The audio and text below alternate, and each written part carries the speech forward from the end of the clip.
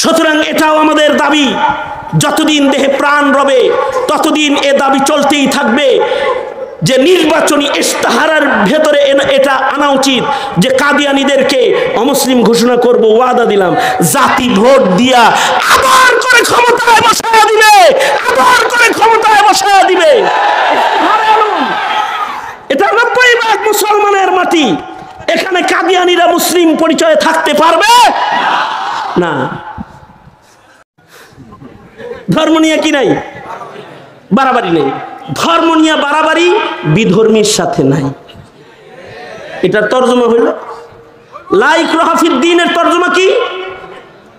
যে বিধর্মী তাকে জোর করে আমি বুরকা পড়তে বলি না, যে বিধর্মী তাকে আমি হাতে চাই না মসজিদে আনি না,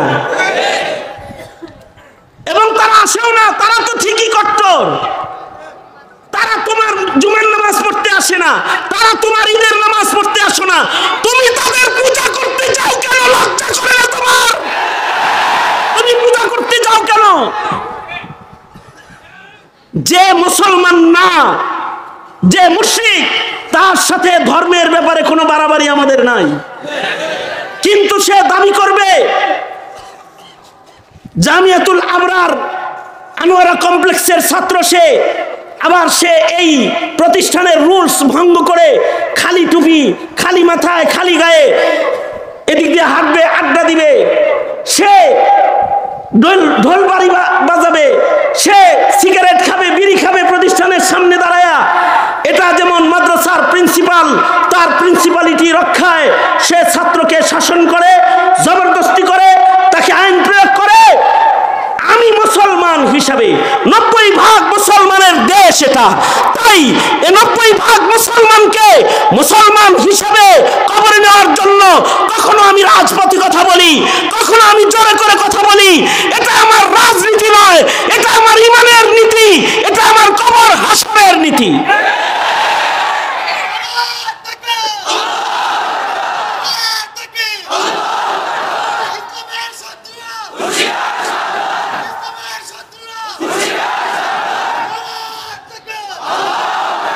সুতরাং ইসলাম মানতে একটু ওয়াদা করাইলে এটা কিনা বাড়াবাড়ি না, বরঞ্চ এটা ধর্মীয় প্রশাসন। এটা কি বলেন? বলেন, আওয়াজ করে বলেন, এটা কি ধর্মীয় প্রশাসন? ধর্মের উপরে ধর্মের লোকদেরকে চালানোর জন্য প্রশাসনিক আইন যে ধর্মের নাই, ওটা তো ধর্মই না, ওটা ধর্ম নয়। সুতরাং আমি মুসলিম হিসাবে আমার মুসলমানিত্বের কিছু আইন আছে, কিছু নিয়ম আছে, কিছু কানুন আছে। এর খেলাফ বাংলার মাটিতে মুসলমানদের ভেতরে ঘটে যাক, এটা আমি না শুধু, এটা প্রধানমন্ত্রীও কামনা করে না, এটা বিচারপতিও কামনা করে না, এটা এদেশের কোনো মুসলিম নাগরিক কামনা করে না, যার মুখে লা ইলাহা ইল্লাল্লাহ আছে সেও কামনা করে না। সঙ্গত কারণেই আমরা বারবার দাবি করি যে কাদিয়ানীদেরকে অমুসলিম ঘোষণা করো। কেন? এজন্য কাদিয়ানীদেরকে আমরা অমুসলিম হিসাবে দেখতে চাই।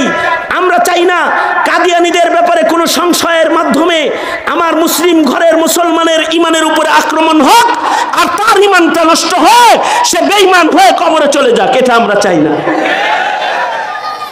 সুতরাং এটাও আমাদের দাবি, যতদিন দেহে প্রাণ রবে ততদিন এ দাবি চলতেই থাকবে যে নির্বাচনী ইশতেহারের ভেতরে এটা আনা উচিত যে কাদিয়ানীদেরকে অমুসলিম ঘোষণা করব, ওয়াদা দিলাম, জাতি ভোট দিয়া আবার করে ক্ষমতায় বসায় দিবে, আবার করে ক্ষমতায় বসায় দিবে। এটা 90% মুসলমানের মাটি, এখানে কাদিয়ানীরা মুসলিম পরিচয়ে থাকতে পারবে না। সুতরাং আপনারা এই স্লোগান বাচ্চাদেরকেও শিখিয়ে দিবেন বাপ হিসেবে, সেটা হলো কাফের কাফের। বলেন আমার সাথে, কাফের কাফের, কাফের কাফের, নবীর পরে নবী নাই, কাফের কাফের। ফতোয়াটা শুনালো নাকি? সেটা হলো কাদিয়ানীর যে কাফের বলে না সেও সুতরাং কাফের কাফের, নবীর পরে নবী নাই, কাফের কাফের। নবীর পরে নবী নাই। জোরে জোরে বলেন ভাই, কারণ বইলা বইলা ইমান বাঁচাই, ঠিক না বে ঠিক ভাই রে ভাই, আরো জোরে। কারণ এগুলো বলে বলেই আমরা আমাদের জাতির প্রজন্মের ইমান বাঁচাই, ঠিক কিনা? জোরে আওয়াজ করে বলেন। এইটাই মুসলমানের জনপদের উলামাদের অপরাধ, হাতে হাত করি পড়ার, অন্য কোনো অপরাধ নয়। নাস্তিকের দালাল যারা, মুরতাদের দালাল যারা, কাদিয়ানির দোসর যারা, ঘাটতি মনে মুসলমানের প্রশাসনে যারা বসে আছে, ওরা চায় না এই কথাগুলো জমিনে হোক আর মুসলমানের ইমান রক্ষা হোক। এটা ওরা বরদাস্ত করে না, এটা ওরা বরদাস্ত করে না, এটাই অপরাধ। সুতরাং ওদের ওই ধোঁকায় পড়া যাবে না। আলেম আছে যেখানে, আলেম নাই যেখানে, আলেম ওলামা যেখানে, আলেম নাই যেখানে, আলেম আছে যেখানে, কোরআন সুন্নাহ যেখানে, কোরআন সুন্নাহ নাই যেখানে, মনে থাকবে তো ইনশাআল্লাহ। এই ইসলামের বেলায় কি কোনো দল আছে? আওয়ামী লীগ যারা করে তাদেরও ইসলামের নীতি যা, বিএনপি যারা করে তাদের ইসলামের নীতিও তা, হুজুরগর ইসলামের নীতিও যা, আমনেগর ইসলামের নীতিও তা, ড্রাইভারের ইসলামের নীতি যা, হেল্পারের ইসলামের নীতিও তা। ইসলাম তো সকলের জন্য সমান, ইসলামের আইন কানুনে কোনো দুর্বলতা নাই। সুতরাং আমরা চাই মুসলমানের মাটিতে যেন নাস্তিক মুরতাদদের চাষাবাদ শুরু না হয়ে যায়। এ কারণে শিক্ষাঙ্গনে ধর্ম শিক্ষা বাধ্যতামূলক দেখতে চাই। ধিক্কার জানাই, ধিক্কার জানাই ওই শিক্ষা প্রণেতাদেরকে, ধিক্কার জানাই। আবার বলছি, ধিক্কার জানাই ওই শিক্ষা আইন প্রণেতাদেরকে যারা 90% মুসলমানের মাটিতে ধর্ম শিক্ষাকে ঐচ্ছিক বলেছে। অর্থাৎ অঙ্কে ফেল করলে ফেল, ইংরেজিতে ফেল করলে ফেল, ধর্মে ফেল করলে পাস। নাউজুবিল্লাহ, আমি আরো জোরে করে কোন নাউজুবিল্লাহ। ধর্মে ফেল করলে পাস। ধর্ম শিক্ষা বাধ্যতামূলক করা চাই মুসলমানের মাটিতে, কারণ এই প্রত্যেকটা মুসলমানের কালিমা নিয়ে কবরে যাওয়ার দরকার, জোরে বলেন দরকার আছে।